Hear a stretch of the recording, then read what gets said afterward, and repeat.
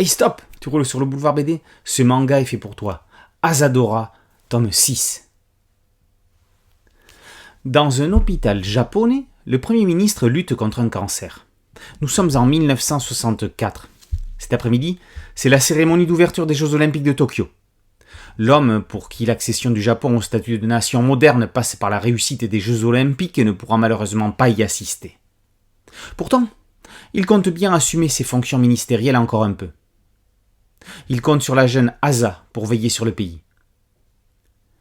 L'avenir du pays repose sur elle. Pendant ce temps, Shota, marchand de journaux à la sauvette, se rêve marathonien. Le marathon de Tokyo sonne pour lui le début du compte à rebours pour qu'il soit prêt pour les prochains Jeux de Mexico. Asa, 17 ans, pilote hors pair, est chargé par les forces de l'ordre de rester constamment joignable pour aller repérer les éventuelles apparitions du monstre.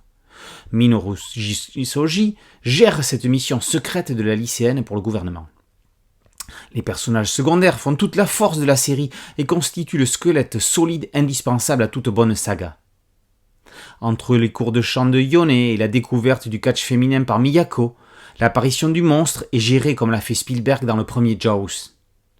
Si le requin des dents de la mer terrorisait, c'est parce qu'on ne le voyait quasiment pas. Ça n'empêche pas la tension de monter crescendo. Le contexte historique est capital. Les vestiges d'Hiroshima sont encore fumants. Le Japon vise sa reconstruction dans l'olympisme et voit en ce monstre le caillou dans la chaussure.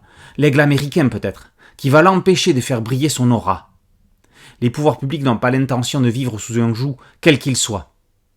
Côté JO, on apprend que ceux de Tokyo ont été les derniers où il n'y avait pas de contrôle antidopage. Tu crois vraiment qu'il suffit de s'entraîner sainement pour parvenir à battre des records olympiques ? Demande Mika à Shota avant de lui proposer des gélules. Ça y est, la série d'Urasawa a atteint le niveau d'exception des autres créations du maître. Ce mangaka est définitivement un magicien. 20th Century Boys, Monster, Pluto, Billy Bat et maintenant Asadora sont toutes des séries remarquables. Il sait construire un scénario comme personne, faisant monter la tension en parallèle à l'évolution des personnages, que l'on apprend à connaître non seulement dans leur quotidien, dans leur passé. Et l'on vit, et l'on vibre avec eux, au fil de l'intrigue. Graphiquement, Urasawa dynamise un style héritier de Tezuka. Son style est par rapport à celui du créateur d'Astro Boy ce que le style franquin est à celui d'Hergé. Que ceux qui découvrent maintenant Asadora se lancent dans la série dès le premier volume.